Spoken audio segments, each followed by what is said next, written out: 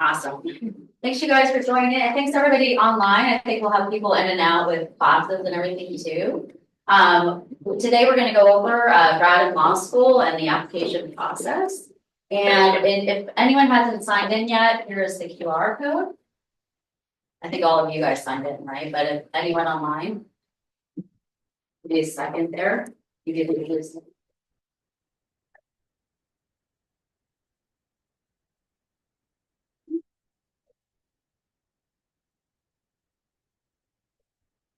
I think I know a lot of you in here, but I think I haven't had a chance to meet some of you and then all of you online. My name is Marcy Morrison. I'm the Pre-Grad Pre-Law Advisor. I'm also an alumni. I have my master's from the School of Global Policy and Strategy here at UCSD. And we're here to help you with every stage of the journey, from figuring out what schools you want to go to, through the application process, making connections with alumni. We have alumni at amazing schools all across the country and the world. And you're going to hear from soon-to-be alumni here in a minute. And I also wanted to turn it over to Camilo, who's going to introduce himself and walk you through the process of applying to grad school and law school. Yeah, I'm Camilo Londono. I'm in my third year of my neuroscience PhD. I graduated in biomedical engineering from Georgia Tech in 2022. And yeah, I'm gonna have here to kind of give you guys like a rundown on how you guys can be like best prepared for applying to grad school and law school. Okay, so part of my job here at the Career Center is I deal with one-on-one meetings from students who are trying to get like best prepared and informed for applying to grad school. And my meetings right now, a lot of people are asking me like, hey, like I know I really want to apply to grad school, but like what can I start doing now? And most of the deadlines will be towards the end of this year. We're looking to apply for this cycle, and the application will open around August or September. So right now, for most of the people, the application is not open. So one thing you can start actively doing now is sort of like narrowing down the programs in the schools that you want to apply to, finding out what program is the right fit for you. You kind of like first need to like reflect and think of not just like what kind of degree and what like field you want to go to, but also like what specialty within that field, and like how you want to apply this degree for like your long-term career. Because like every program will have like their own like secret special sauce that they're really good at. Like when I was applying for my neuroscience, my PhD in neuroscience, a lot of schools will offer that, but I'm particular for me, I'm interested in paralysis, and every school will have like their special niches, and it turns out that UCSD is really great for neuroscience. So you also want to do your due diligence for each program and see like what each program offers and makes them unique. And that can be like hard to do. You can maybe like look on Reddit and like see what other people are saying on like online resources. But I think like the best thing you could do is really get to talk to the people who have gone through this before. This is mostly like when you talk to your professors, like going to their office hours or talking to alumni or talking to people here at the Career Center. That can kind of give you like that behind the scenes like opinion about these programs that you're looking at. Let's see. Okay, so it's not just about like the rigor and the reputation of the program, but also like the environment that you're going to be placing yourself in. So like for me, a big part of getting into UCB and accepting my offer here was the city and like the community that they have here, and like my mental health being great, and like that will enable me to be successful in my PhD. Also like getting like a good taste of like the companies that are here. Like there's Illumina, there's a lot of like there's a lot of neuroscience based companies here. So I kind of like had to do my due diligence in that sense as well. So we offer like, well, first off, the schools and a lot of programs will like send out like recruiters and admissions people. So, and have like these info sessions, kind of similar to what we're doing here, that will kind of give you like tips and like things that they're looking for, and like kind of reiterate a lot of the things that I'll be saying, plus like some, some secret tips. We also have like graduate professional school fairs where we'll invite like a multitude of programs and people to kind of, so you guys can have like that one-on-one, like rare time to talk with these kind of recruiters and get like insider information. And yeah, we also offer through Handshake, we'll have like one-on-one appointments that you can schedule with like people like me or Marcy or a lot of other people who work here to kind of get like our advice on these decisions. And I just wanted to chime in for law school. Simon will share a little bit more about this too, is that there is a lot of schools that have rolling admissions, so super important to check. If it is only for law schools, the earlier that you apply in the cycle for a lot of schools is really important. So yeah, so in terms of preparing to apply, as I said, you can like kind of start getting together the list of schools you want to apply to. I think maybe one of the most common questions or things that get asked, like when the application season gets really busy, is people who are trying to get letters of rec in. When you're like working or in these classes with the professors, you really want to be more like, you want to be intentional with the relationships that you're trying to build with them, because these are people you want to have to lean on when it comes to application season to get these letters of rec in. So it's like making the most out of these office hours or any TA position that you're in. Any like one-on-one time that you can get with these professors. And the bar is not even that high. Like you don't need to know like their dog's name. And like, as long as like, they can connect the name to a face, you do well in their class, like they get along with you. This is already like, you're already setting yourself apart from the common UCSD student. That could be like enough of the threshold for you to have them write you a good recommendation letter. So you want to be like actively building these relationships with your professor, so you can like be confident when you ask them like in October or September, like, hey, can you write me a good letter? And they'll be like, sure, like we got along great. And then it's like one less thing you have to be worried about. Let's see. Yeah, you want to also be getting experience. Hopefully you've been doing this like throughout your undergraduate career, but you also want to continuously doing this.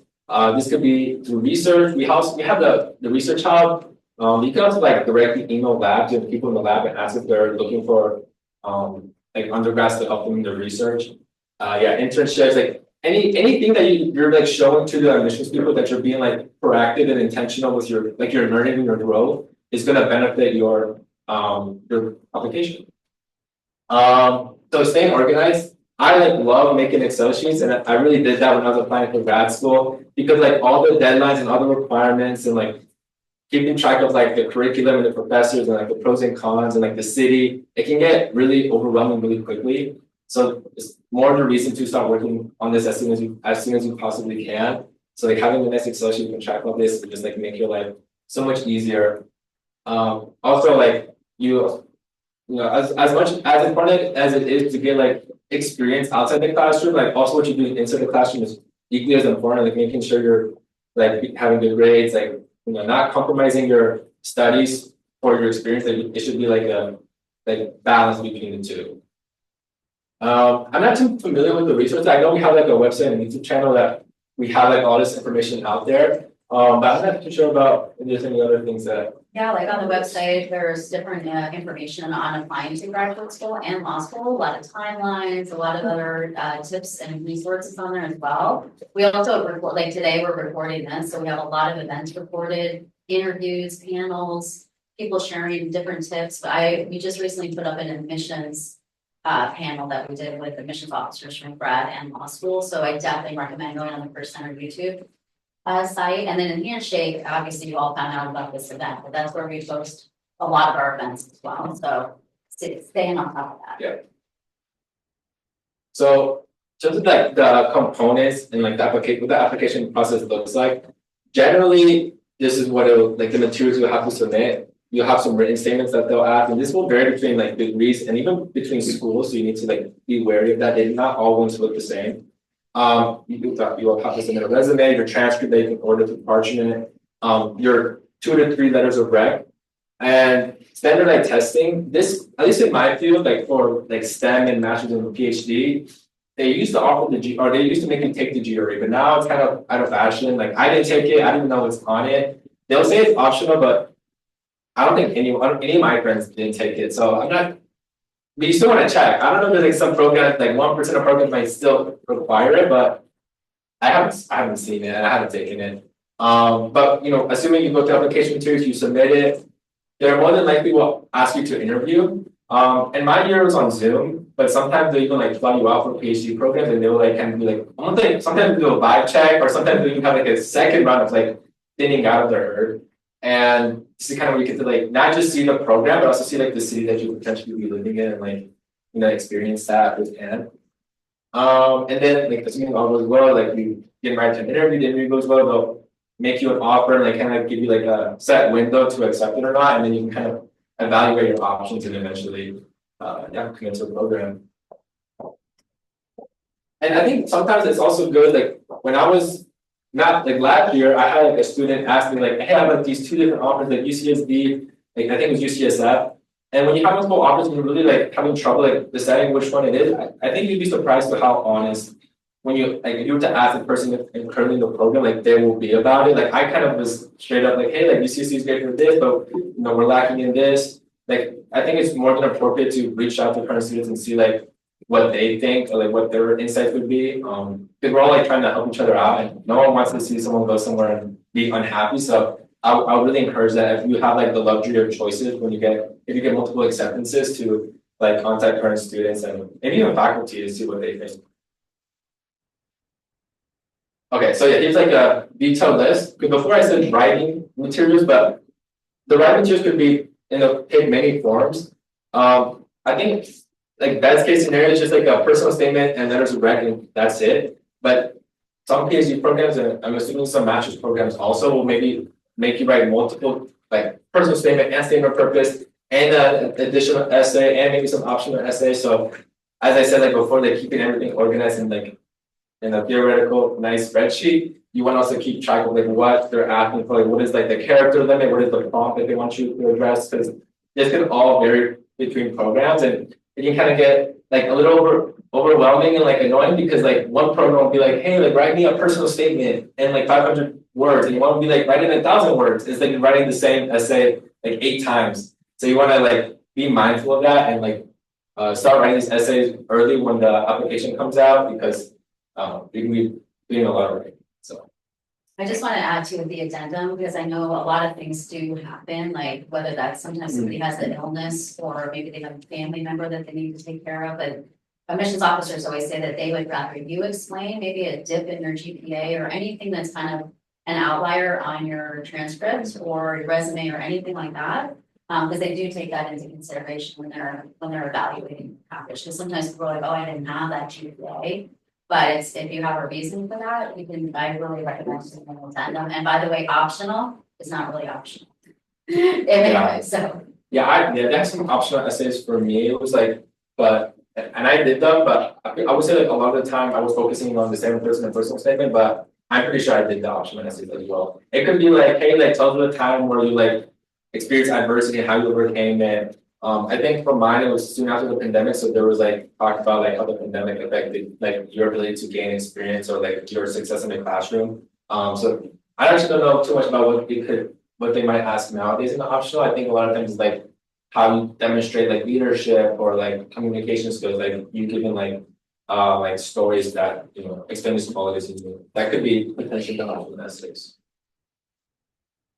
Okay, so the timeline, this is like kind of we should make an actual timeline, but essentially in the application year, you can have you kind of want to start thinking about the standardized testing. I mean, I didn't do standardized testing, but if I had to, I would kind of start preparing the year before my application year and then start maybe taking multiple attempts at it during the actual year for the application. And then around like the spring or the summer, you can kind of like start drafting your resume and CV. Like you can meet with us one-on-one and we can like happily refer you to like templates or like, give you like pointers on how to make it better or more appropriate for graduate school applications. You want to start identifying and like building a relationship with these professors like now, essentially, or hopefully you've been already doing that, already have people in mind. For that they could write you strong recommendation letters and just like the career center is open in the summer. So this is like a time where we don't get like a lot of activity going on. So we're like more than available for you guys to like use this as a resource to kind of help you draft through these materials. And then in the fall, like when the application open, that's kind of like when the chaos starts. If you want to start drafting and like really focusing on making your essays as good as they possibly can. Getting this is the time where you like officially ask your recommendation letters. Hey, can you write me a strong letter? You want to give them like, around like a month and a half, 2 months of like time for them to. Like, you don't want to ask them like a month, like a day before the deadline. You want to ask them like around like a month, 2 months before. And then like the deadlines could range. A lot of the deadlines in my field are like around early December, but I've seen some like in October and some in like early like January and February. So again, you want to just make sure you have like all the deadlines organized in the sheet, like so you're not, accidentally missing one and getting them confused in your head, because it can get really busy. Yeah. Oh yeah, thank you so much, Camilo. Awesome. And we have so many great students who are going to amazing programs, and I thought it would be so great for you all to hear more from some students that are going on to some excellent programs. We have Jingyi, who's doing her pre-doc at Yale in political science. And then Darief is headed to Columbia for his master's of data science. And then we have Simon heading to UCLA law. And I know that a lot of things that Camilo had mentioned in the slide, they have definitely taken advantage of. So I wanted them to share a little bit more about their application journey and how they set themselves up for success. Like Ginny, I know you really took advantage of the undergraduate research hub, for example. That was really good. So can we all give them a round of applause?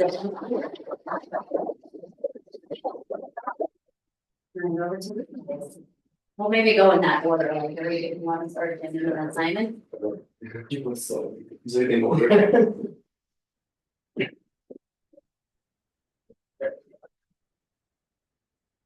I'm sorry. Yes. I was gonna say, like, Darief, did you want to share more about like how did you pick your school, Yeah, and then like absolutely. how you all like anything that you want to highlight that we talked about, like letters of rec, experience, everything. Yes, that's good. So my name is Darief. So basically how I started my process is last year I actually reached out to a couple of UCSD alums because basically I wanted to do a master's in data science. I couldn't get into the data science program here because it's capped. So I basically decided to go for a master's in data science. So I reached out to a couple of alum that went to different schools, like for example, Columbia. And eventually I actually got more information on the programs, what I liked, what I like, for example, didn't really like. And that's kind of where my process started. I looked at what I really needed, what type of extra experience I would need if I needed standardized testing, for example, letters of rec. So I kind of did the majority of that during the summer. I think I reached out to Marcy, I think end of summer. Yeah, I think so. And she was an amazing, helpful resource actually with like writing my essays, but also just generally the application process. And it's like a really like one tip that I have is definitely have other people look over your essays because you're in your own little vacuum and you might think that your essays are really good. But there are always like some like little things that you can always improve. And another thing that I would definitely say that I should have done probably sooner is definitely go to office hours with professors and try to actually get in contact with them and try to find some sort of synergies and really see if as Camilo already like said, like try to find some sort of synergies and actually see if the professor tries to recognize you, maybe even after class have like some chats and talks, because eventually you want to have people that vouch for you in the application process. And that's kind of like the entire thing that I had. You want to make the people, the admissions officers, you want to make it as easy for them to choose you. You want to like look at the program and be like, oh wait, this person really has to be in the program. This is like a perfect fit. So that's basically what you want to do before the application deadline. Figure out what really the program is about, what makes it like stand out, and then kind of try to tailor your application toward that. To like almost make it stupid for them to not choose you. I would say that's like my, does that make sense? Oh, wait, one other thing that I think would be great for them to hear is that you got accepted to some great schools and then you went through a torturous process. All right, yeah. So like what could be looked at talking to alumni, right, at programs? Yeah, no, 100%. So I got into NYU, and I also got into so Columbia. And for me, in the beginning I was kind of set on Columbia, but eventually I was like thinking like, wait, maybe I should like really consider like both options. And I was very torn between the two schools. That took me like 3 weeks to eventually choose. And basically, the one thing that you really want to do is like really figure out what the ins and outs are. And talking to alumni is the best thing that you can do. Also talking to current students and really figuring out, hey, what are really like the pros of the program, the cons. And I think the key thing is also go to LinkedIn and figure out where the alumni go, like as in like which PhD programs or which companies, and figure out where you want to be eventually, right? Like let's say the majority of a specific program go into finance and you want to go to finance, well, that's like the perfect program for you then, because that is where you want to end up eventually. But that was kind of like my decision process. That's awesome. Thanks, Darief. Jingyi, you want to share more about your experience? Yeah, first, I really appreciate Career Center inviting me and giving me this opportunity. And I feel I equal a lot with what Darief just shared. So for me, I am more interested in research, and I previously participate in some research programs at the undergraduate research hub here. And at the beginning, in my first year, I wasn't very sure like which area I want to do my research. And so I tried to reach out to multiple professors whose research I was interested in. And because like sometimes professors are busy and unable to like mentor me, so initially it was difficult to find a professor who like can like work with me. But ultimately, I had an opportunity to do research with a professor in the philosophy department. And also, I reached out to the Career Center where I learned about utilizing LinkedIn to learn about like what other students do in at college. So what I discovered on the graduate research hub, and I found that a senior student participate in the trials program. There is like a research quarterly research program here. So I did the philosophy research on the John Stuart feminist theories through the trials program. And I later also did some research on political science, also through the undergraduate research arts programs. And I ultimately found that I'm interested in computational text analysis in political science, particularly related to the Chinese media. So I did some research with my current mentor, and I start to apply for graduate school last year. I applied for some like data science or like computational social science program. And I also applied for the Pre-Doc at Yale University. And my tip on the like application is to like search for the programs you want to go to, like maybe 1 or 2 years earlier, and then look at their requirement to see like what you need to improve to like align with their requirements. So I think like in my second year, I was looking at some pre-doc programs at universities, and I found that they require students to have some coding skills, but I previously didn't learn anything related to coding. So I started to take coding class in my second year, and I actually found my interest in this field. So that's why I was able to have like a CV that present my research experience related to computational text analysis when I applied for those programs and got accepted. And also another thing that I think is important is that if you want to go to graduate school and interest in research, definitely reach out to professors with research you are interested in. And it's oftentimes like maybe the professors will be unable to mentor you, but you can always like also ask other faculty members.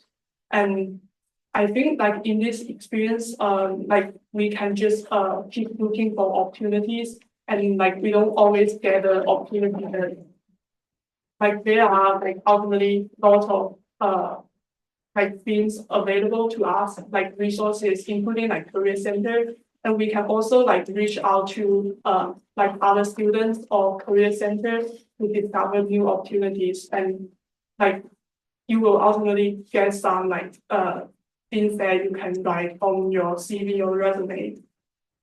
That's so great. And Jenny, you also had a tough decision, right? Because you got accepted into a lot of, do you want to talk about where you were accepted and how you chose this program?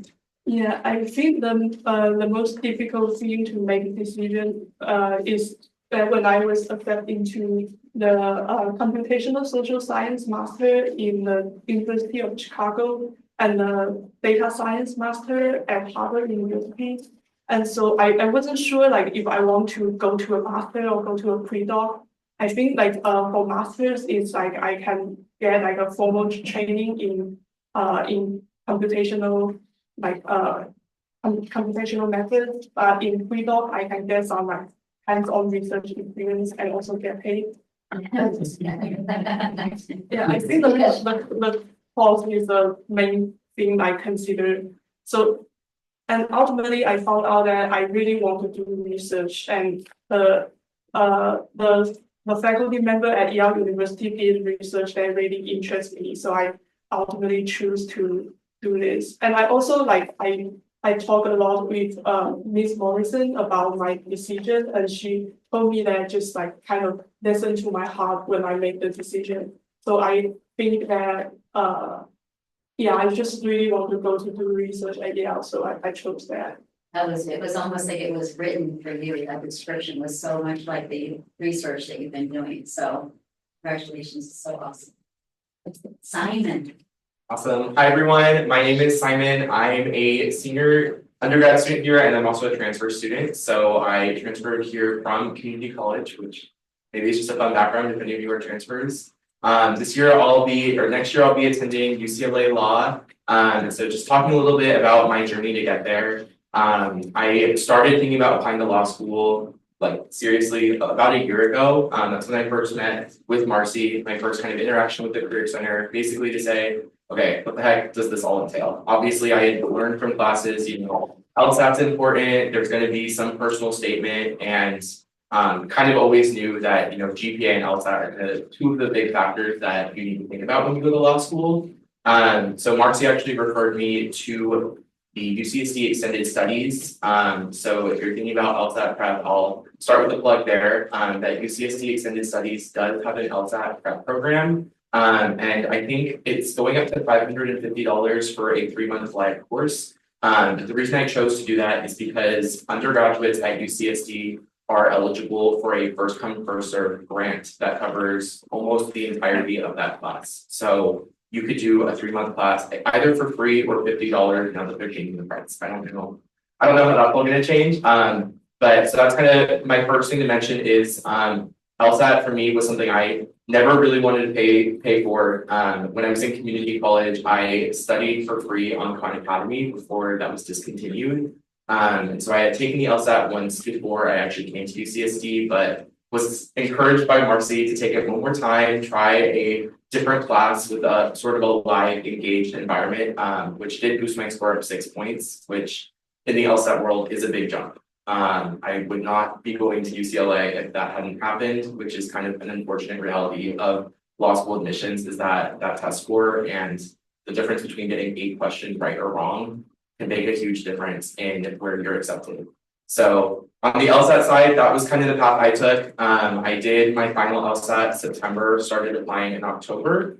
Over that summer is when I started reaching out to professors. As both of them have mentioned, doing office hours while you're here is huge. Again, I had only been at UCSD for a year, was asking professors to write me these letters of recommendation because as a transfer student, that was just my kind of timeline. And so I was able to make those connections by going to office hours for these professors, one in the history department, one in the political science department, and then a professor back from community college who I knew well. So a big thing I always recommend doing is going to those office hours. If you don't know what to talk about, ask a professor about their research. I'm sure you'll agree, they can talk for hours about the research they do. You only have to ask like 3 questions and suddenly half an hour of office hours is done. And they'll kind of remember your face, your name. So that's something I encourage you all to do as you're starting to look for letters of recommendation. They don't have to be people that were lawyers, people that are on the law school side. What law schools are looking for are professors that can vouch for your engagement in the classroom and your interest and dedication to school. So that's another thing to keep in mind. When it came to actually applying to school, again, Career Center is where I went for help preparing my cover letter, my personal statement, and my resume. Law schools do have a lot of optional essays that vary school to school. Some schools will require you to do a YS essay. And as they mentioned earlier, if that's optional, you should still do it, especially if it's a school that interests you, because you're communicating to them that that's the case. And if you don't do that essay, it looks like you just applied to check a box. So check in advance, same thing, some personal statements are 2 pages, some are 700 words, some are 500 words, like they all vary. And so you are going to be writing multiple versions. but that's not something you want to mess up, because if you mess up, again, it looks like you're not seriously interested in the school. Maybe you just pulled a drop that you use somewhere else. So all that is great, that I use the Career Center for. Guys might have seen a little lie, not a lie, but most of the marketing said I was going to the University of San Diego Law School, which was true up until 3 weeks ago. So I am fully committed. That was kind of where I'd gone, but the entire time I had been on the wait list at UCLA Law. With law schools, you get to do one early binding decision. And I really encourage students who are interested in applying to think about that throughout the application process. That school that you do an early binding decision to, there's different websites you can do stats on, and it's about 10 to 15% a higher chance of getting accepted, because again, if you're logging in and you're telling the school, you're my number one, I will go here if I'm accepted, I won't accept another offer, that's really communicating to them like that they're special, at least in your eyes. And so I have done that with UCLA, with a early binding program. I got waitlisted after that, but then 3 weeks ago got an email, so I interviewed with them for that, met with Marcy again. Again, people have talked to Marcy, so she knows what questions to expect when it comes to these interviews and things like that. So another shameless plug to use the Career Center resources, because it's not just Marcy you're talking to, but it's Marcy with the knowledge of 100 alumni that have applied to the school, or 10 people that have interviewed with this school. And so you kind of get that head start. So yeah, that was kind of how I got to where I am. My biggest tips with law school is, because it is rolling admissions, apply early. I told myself October was when I was going to apply, even though most deadlines for schools are in February. Part of it has to do with how many seats in the class are left, but more importantly, how much aid is left. Applying early, schools are usually a little more liberal with giving out more generous scholarship packages, because right, you've got, let's say, 5 million sitting in the bank, what's 100,000 there, versus when you've got 500,000 left, you're a lot more selective about how you're dishing that out. And so applying early is something I think is really important. Having your application materials read over, and really just making sure that you're following all the guidelines that the law school set. Some are 1 letter of rec, some are 3, some are 500 word personal statements, some you need to have a special banner. So read carefully, attention to detail, and you all will be fine. And that's kind of my words of advice. Thank you. And just one last thing, Simon, like, because I know we only talked about parchment, but I just with just a little bit about the LSAT portal. Yeah. It actually, it makes it a lot nicer. I know UCSD doesn't charge for transcripts, but I had other transcripts being a transfer student. You'll send all of your material to the law school admissions council. So unlike with undergrad admissions, where you're sending transcripts to the school, and every school you apply to, depending on when you're applying, you send it all in one place. They will calculate your GPA. Bonuses, A pluses count as a 4.3 as opposed to a 4.0. So your GPA might be a little higher than it says on your UCSD transcript. And you'll send anything that you've done throughout your undergraduate education. So for me, that was University of Washington transcript, it was my community college transcript, and it was my UCSD transcript, all being sent to the same place. But then I didn't have to figure out, have I sent it to school X, school Y? LSAC takes care of it. They make me pay for it, but they take care of it. So that's kind of the one benefit, is you're only sending it to one place, and they'll do all the work of figuring out what the heck is your GPA and kind of what percentile are you compared to other students. Thank you guys. So thank you so much. I know maybe the audience has questions. Does anyone here have questions? And Bianca, please let us know if there's any questions on the chat. I guess this is for like all of y'all. For how many grad schools in total that like you guys apply to, and what like should be a good like average number for like a prospective, you know what I mean. Like how many? I initially applied to like 9. I got like rejected from like the first like 4, or it was like a streak of like rejection in the beginning. So I started stressing out. So I applied to like 2 more afterwards, just to like as like a buffer to like make sure. Because the thing is with like the application process is like, it's just, you never know what happens. So what I would do is like, personally, I think is probably apply to like around like 8 or so, but make sure that your distribution of safety, ambitious target is like on point. Like make sure that like if you really want, like if your mission is to really want like really go to a master's program, that you like at least have like a safety in there as well. Yeah, that's what I would probably suggest.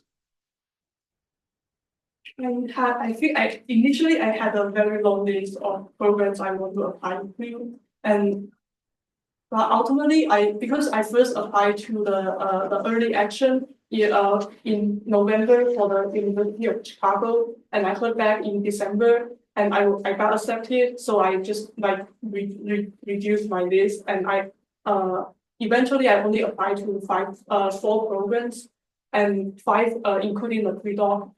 So I think my suggestion would be like it really depends on the students. For me, it's because I really spend a long time on each statement, and even if they are kind of share some similar content for different universities, I still like spend a long time to like pass them.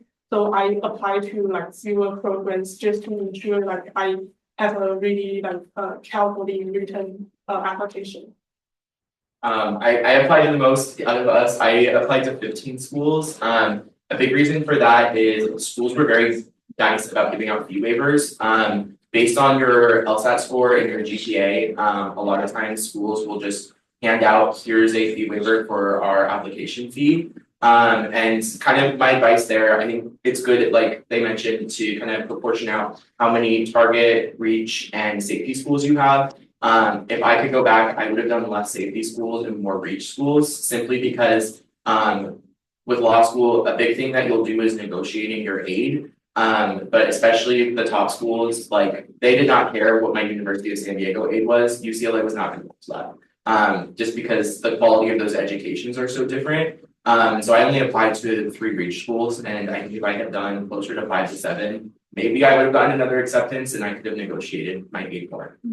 That's great. And I would say, just to echo what they said, like sometimes people will apply to very specialized programs. Like if any of you are interested in psychology, sometimes there's really only about 5 programs that are really like tailored to psychology-based programs. And law school, I would say, is pretty common. 10 to 15 is pretty common. And you said you did a total of what, 8, 3? Like eventually 10 or 11. Yeah, I would say average 10 to 11, but Ginny, yours is very specialized too, so it's not as easy to find those. So thank you. Does anyone else have any other? Actually, I want to add something to that specifically. The thing with like masters generally, though, like speaking of specialization, is that it's not necessarily like with like undergrad. It's like kind of like if you are really good, like as like a general student, you might get accepted into like a particular like undergraduate university. For masters and PhD, it's like you have to fit in. So that's kind of like also like something that you have to keep in mind. That's why like I like had like a bigger buffer of like universities that I applied to. Thanks. Is there any questions? There is one question. It is from Omar and says, do you recommend taking a gap year to gain experience or to apply right after undergrad? Well, I guess you guys didn't take it down here, but yeah, I think that also really depends. Some people really want to get out there and get some more experience before they apply. Like a lot of people, especially for law school, it's gotten, was it? Walk this way. Oh, I was gonna say that for law school in particular, like I think the percentage, maybe Simon knows too, is like coming straight out of undergrad to law school is a smaller percentage, and it's getting more and more competitive. Yeah. And I think this year's class in particular had a lot of people that had gap years or even additional experience, like some PhDs and like people that have had 10 years of experience, right? So yeah. I was gonna say the one thing I would add, part of the reason I applied right out of undergrad is in community college, I did work full-time at a law firm. And so something I tried to do is something, it's called KJD if you're thinking about going straight through, is proving that you are mature and that you're going to law school because it's the right decision for you, not because oh crap, school is ending and I don't know what I'm gonna do next. And so that is kind of the hurdle that students applying right out of undergrad kind of have to prove to law schools. It's not impossible to do so, and obviously if you have the internships, if you've done research, or if you have other reasons why going to law school now is kind of the right choice for you. And that's totally a-okay. And for me, that was having that work experience. I had a year and a half of law experience just during undergrad. If I didn't, I probably would have taken a gap year to gain that experience. But like Marcy said, it's different for everybody. And really the big hurdle is, do you know your why and can you communicate that to the law schools now? Thanks, Simon. And Camilo, do you want to add? Because I mean, I say like for PhD, it is harder. You went straight from undergrad, but what would you say like the majority of people you work with that take gap year, like the benefits of that? Yeah, I think it's very common now for, I mean, my field, like for PhDs, for people to take a gap year, like work in a research lab. But there's not really like a negative if you just apply and you don't get in. Like if anything, like when we see that in students who like apply, they don't get in, they apply again. I think it's like actually like, it's gonna help your application. Remember, you're seeing like you applied, you didn't get in, and then you like took that time to get more experience to grow, and you reapply. Like you're really interested in the program, and you're committed to like pursuing this goal. So I would say like throwing them in the hat. Like I didn't know if I was gonna get it. I was like 20 when I was applying for PhD, and I was just like, who's gonna take this random kid? Because I feel like I was competing with like people who were like 27 with 2 masters. But you just throw your name in the hat. Like there's no harm. If anything's gonna help you. Because now you're gonna be more familiar with the application process for the second time round. You're gonna be like a more appealing candidate because you're trying again. And then you might just like be surprised like when you get into a program and then like everything changes. But I think also taking gap years could be like also just as appropriate and useful. Like because sometimes like before you commit to a PhD, which is like 4, 5, 6, 7, 8 years long, you want to take some time to really know if you want to commit to this full time, like take a year or two and just get full-time experience where you're exclusively doing that work. And like to grow and mature also. So there is pros and cons, but I always like encourage people to apply anyways. I think the only downside is like the amount of work it takes to work on these applications and like maybe like the application fee waivers. But in terms of like you getting rejected, like and then you apply again, like that's not gonna hinder your chance of anything's gonna help you. So I always say like throwing in that. I know like a bunch of people who are like, oh, I don't know, I was gonna get in, and they apply and they get in, and everything changes, and they're like super happy. So you just kind of never know, really. Yeah, But I think it's really common now for people to take gap years and just to gain more experience. But I think it's always worth it to just try. Yeah. I agree. And I was gonna add to like with you were saying about the summer, like Camilo mentioned, we're over the summer, like honestly, if you guys can take advantage of that time to prepare your resumes, and even if the statement of purpose or personal statement is general, at least you can get like at least your concepts and ideas down. Jingyi, did you have your statement? Say something? Yeah, I think for gap year, I think I also consider like pre-doc as a gap year because I previously feel like I need to have more preparation before applying for PhD program. So that's why like I want to get more research experience. And I think my suggestion regarding like whether to take a gap year is that we need to be very clear about what our goal is like in this gap year, like what we are trying to gain in this gap year. And for me, it's like getting more computational skills and research experience before going to a PhD program. So that's why like I choose to apply for a pre-doc program. So I think, and this is also what I heard from my political science professor, that like in a gap year, just try to do something that is meaningful and also can show in your resume that you are like improving yourself in this gap year, and it's related to what you are pursuing when you apply for graduate school. Any other questions? I have a question. Actually, for Simon, I talked to you at the training center one day. You told me like how to apply for scholarship because that school is so expensive.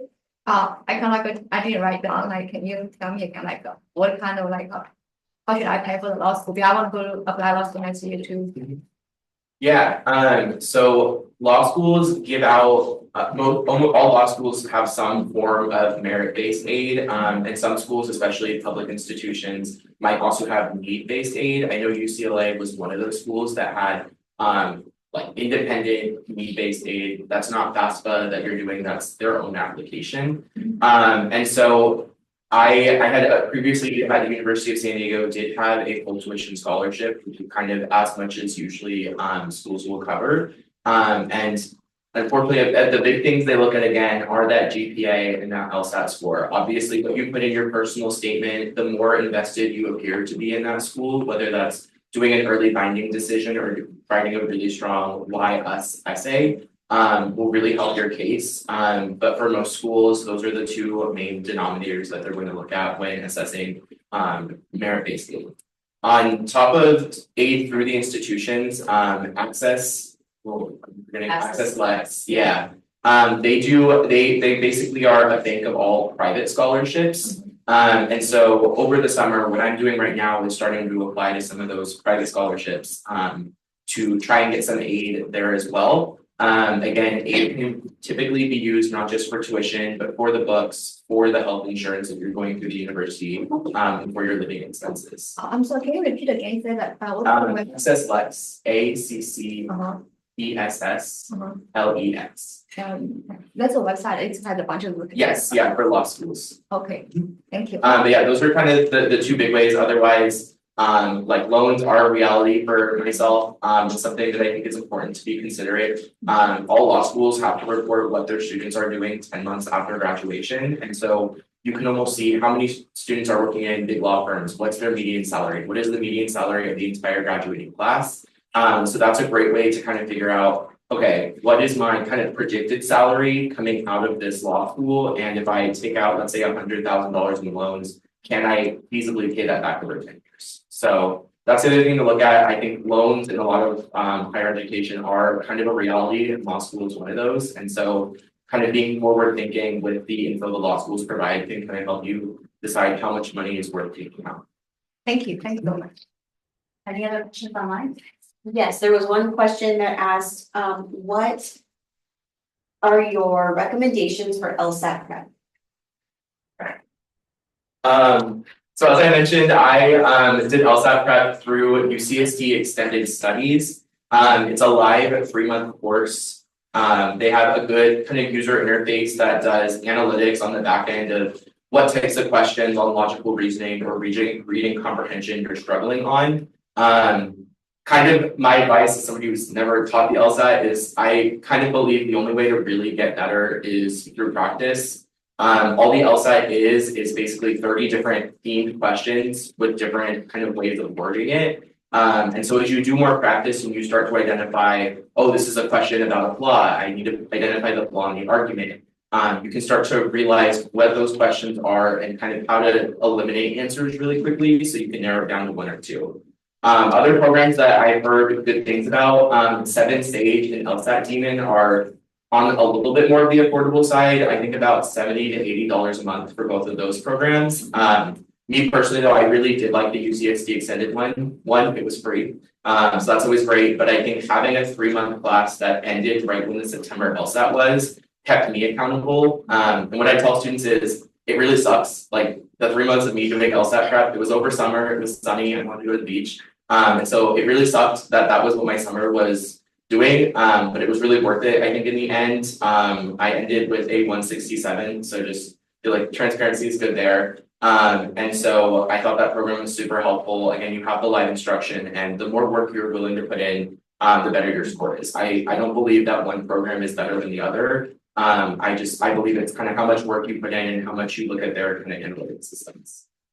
Thanks, Simon. And I would add too that a lot of students have shared with me that they have actually done free trials with the different programs to see kind of what style fits the best for them. But I do help hear LSAT Demon and 7 Sage a lot, and then also like people. So yeah. Anything else? No. Does anyone else have any other questions? Oh, can I ask another one again? Another one is that so I want to apply for next year in October. So can I ask my professor right now to write the recommendation letter? Also my, Yeah, is that too early? I don't honestly, I asked my professors at the end of spring. just because I wanted to ask in person. And so I don't think there's any harm in asking now. You can actually set up your entire LSAC profile today. So where you apply to law schools, you can log in, you can set up your profile, you can add recommenders. Same thing with the transcripts. Your recommenders are going to send their letter to rep to LSAC. So we're not going to ever handle it. And so you could send them an invite on LSAC tomorrow, asking them to submit a letter. Obviously, do it in person. So you don't want to be expire, right? It doesn't expire. 5 no. years. Oh, Letters, yeah. okay, 5 years. Thanks. Okay. You're applying in October. And sometimes, I don't know if you had this, Simon, but a lot of professors will ask for your personal statement, your transcript, and your resume. So a lot of students or alumni get that done over the summer and ask the letter writer. But I do think it's better to ask them earlier, because they may say to you that a certain time period is better for them. Like maybe they're doing a Fulbright or something in the fall, or they just don't have that time. So I don't know how early did you go asking them? Pretty early, right? I have some like September, I think, yeah. Yeah. I think I asked like 3 to 4 weeks earlier. Oh, you did? Okay. And yeah, it's because I have spent a long time preparing my statement before I send to them. But I think right, it's they want because, yeah, because the professors are my mentors, so they are kind of very calm and accessible. That's awesome. But I would definitely say start with it early. I tried to get a hold of one of my professors, but he didn't respond for like a few months. And then eventually it was like 2 weeks before the deadline and he responded, and he was in India at a conference. But he wanted to do it, and he like literally submitted the letter of rec like I think 2 days before the like final deadline. So make sure that you do it on time. Thank you. Anything? Oh, you have a question? Yeah, so, Simon, Yes. the UCLA law school is like probably my dream law school. Mhm. And so you mentioned how an A plus kind of bumps your GPA a little bit up higher. Would you say it's the same if you were to get like, God forbid, you get B's? But would you say it's the same like for a B, like it'll lower your grade? I think how they reflect every other letter grade is the same as UCSD. So whatever UCSD's GPA marking, I believe, is the same way LSAC is going to interpret it. I just know the one difference that is beneficial is instead of A plus, which at UCSD reflects as a 4.0, it'll reflect as a 4.3. I think for all the other letter grades, it's the same. So I think B plus, I think was at 3. Don't quote me, at 3.3. I think they interpret all of those the same. I could be wrong, but that's my understanding. Thank you. Well, I think what we'll do is we'll wrap it up now. There's no more questions on there. Oh, okay, got it. Would you say that any meaningful volunteer work could be potentially related to future careers, such as nonprofits, was helpful in the application process, or is it better to have actual job experience? Does that make sense? There, meaningful volunteer experiences that could be valuable in this application process, or better to have actual job experience. I can start on that one as well. What I tell students I meet with through the transfer hub is it doesn't matter at face value what you do, it matters how you talk about what you did. And I think there's no big weight difference, like there might be some weight difference, especially if you've been out of school for a few years, having that full-time job. But for right now, what you're doing in undergrad, I think they both hold equal weight. Law schools really like to see students that engage in meaningful volunteer work. Because law schools love to brag about what their alumni do pro bono or in public service work. And so if you're kind of highlighting that, you talk about it through your personal statement, you highlight those things you did in your resume, I think that's going to make you a standout candidate as well. I know I always would tell students about the Justice Corps program, which unfortunately is going down this next year. But other opportunities like the ACLU or our public defender's office, those still have volunteer opportunities that I think are really meaningful. Even if the work you're doing isn't directly regulated with the law, whether that's advocating for or helping people out at a food bank, anything like that, I think is still meaningful, especially if you can tie it into what you want to do in your career. So as far as on the law school side, I don't think there's a big meaningful difference. And I think how you talk about those experiences and why, tying it back to your why for law school is going to make you a standout. Yeah, and I really agree with your points. I think like on our resume, we don't indicate whether experience is volunteer or paid. So it's like really about like what you actually did in this experience. And I used to participate in the Office of Student Advocacy and associate students here, where I help students involved in academic integrity or student conduct cases. And this is an experience that is not really like legal experience, but it's somehow related to what like lawyers do to like help clients. So I think that this experience was really helpful, and I didn't receive like actual payments. We got some stipend. But this is I always write this experience in my CV where like because I help students one-on-one to like advise them and like help them write statements and collect evidence. And I think this also like really help my interpersonal skills and like organization skills. So yeah, I think it's like definitely fine that it's more like a paid job. That's a really good question, and honestly, especially with law school, but with applications, they do look at everything holistically, like what you're doing in your research, what you're doing for your experience, your why, basically, like your purpose behind doing things. It's not just, a lot of times people say, what do admissions officers want to see? And I'm like, they want you to be picking experiences that are purposeful and meaningful to you. So, and I know, Jingyi, you also gave back a lot to the community as well, which is part of your experience as well, so. Thank you. Yeah, I think one thing I would add is that volunteer opportunity also show that like we are serving our community with our like financial payment. So I think it's not like worse than paid job. Exactly. Darief, did you have anything you wanted to add? Yeah, it's like I have like two things to answer. Firstly, it's like let's say you did do some sort of volunteering, but you don't necessarily want to put it on your resume. Like at least for me, every application had like a work experiences section and also volunteering section where you can add like everything that you did that isn't in your resume. So even if you've like ever done something like that, you can always add that. And I just generally want to say I agree with everything that has been said already. Like as long as you like do something with purpose, and really show your personality and what you stand for, I think that is really strong. Like for example, like I added something where I was like volunteering at the San Diego County, where I was working on improving representation of Middle Eastern and North African people. And like I feel like if you like really like emphasize why and like how and like specifically try to show what you stand for, I feel like that's like very strong in your application because they try to accept someone that can eventually do like great things after you become an alumni of their program, right? They want to eventually brag about their alumni and show that their alumni are doing great impact in the world overall. So if you can show that already now, then you're giving them more reason to accept you. Thank you all thank you guys so much for coming today and sharing your experience, and congratulations to all of you guys. Yeah.